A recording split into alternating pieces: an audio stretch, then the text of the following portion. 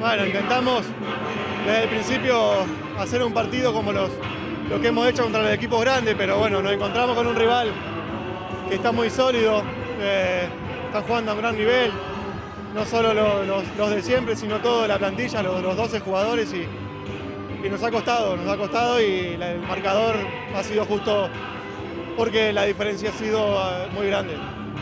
Mentalmente os hemos visto realmente débiles hoy. ¿Por qué? ¿No creíais en la remontada, la media parte, por ejemplo? No lo sé. Nosotros por momentos teníamos ráfagas que mostrábamos una buena defensa, un buen ataque, pero rápidamente se desconsolidaba por el trabajo de ellos. Son físicamente superiores y a nivel de equipo pues es el mejor equipo de Europa y lo demuestra cada día. Entonces se nos ha hecho muy difícil y creo que nos han dominado tanto física como mentalmente los 40 minutos.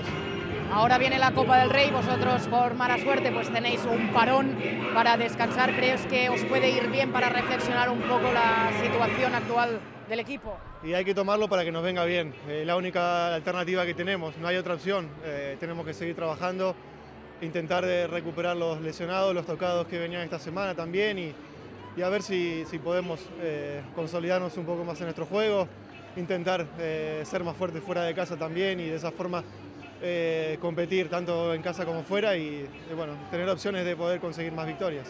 Gracias, Fede, ánimo. Vale, gracias.